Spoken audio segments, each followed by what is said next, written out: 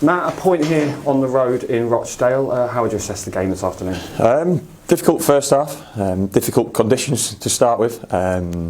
But in terms of the way we played, second half, a bit more intent in our game, a bit more front foot, a few more balls in around their 18-yard box. Got ahead with a good goal and couldn't quite hang on to that lead for long enough. Disappointed in the manner it came in relation to another throw-in, which we've got to stop getting played inside the pitch, so that was an important learning moment for that group of players, but we probably had the better chances towards the end of the game. Cam Dawson wasn't in the lineup today. Scott Brown started, but what was the reason for that one? He's under the weather. Look, he's been under the weather for a few days now. We've got a bit of bits and pieces in the camp, which everyone has at this time of year. And he got through Tuesday really well, but he's had a bit of a relapse. Not overnight, he just couldn't really get out of bed today, so sort of flu-like symptoms. So hopefully he's resting up and hopefully it's not taken too much out of him. But Scott showed his experience, his know-how to step in at the last minute and produce a good enough display. He didn't have too many saves to make as such, but he was solid. That first half, it didn't really kick in until like the half an hour mark.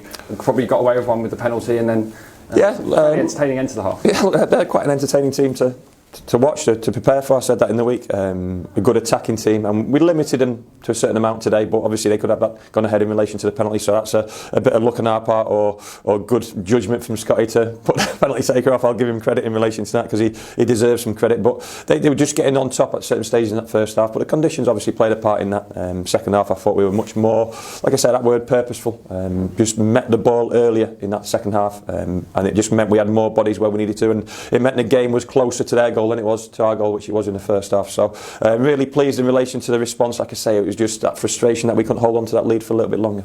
It was great to see a different name on the team sheet this afternoon. George Ray with his first goal, brilliant header.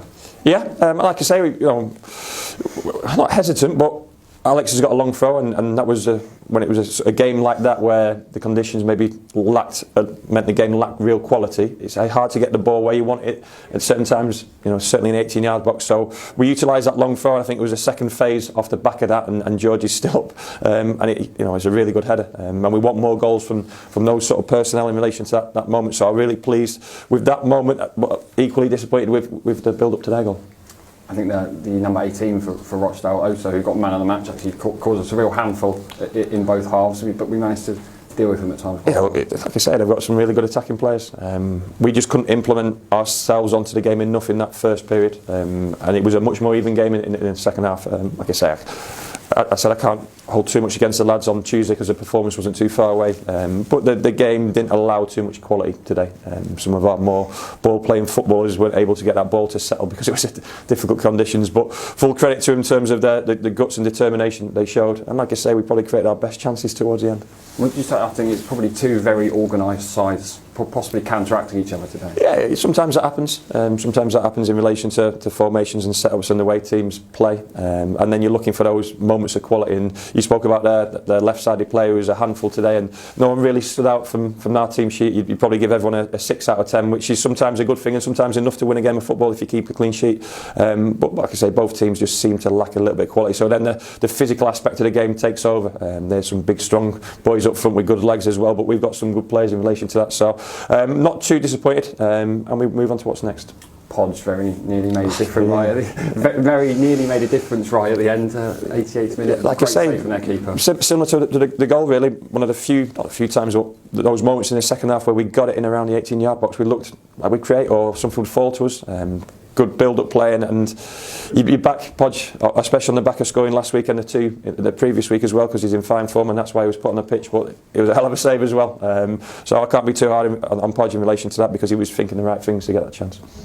We've all seen what the weather was like overnight. I know the fans had a horrific journey up here. 321, and again, a superb effort from them. Yeah, monumental.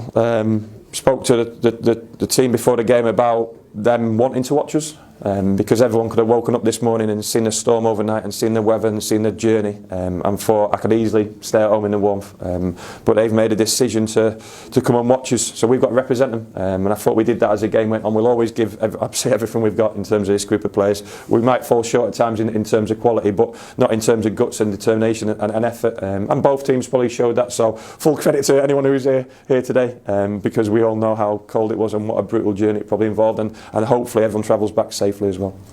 And finally, the games, they don't stop at the moment. They keep coming on. They never stop, Craig. FA Cup game.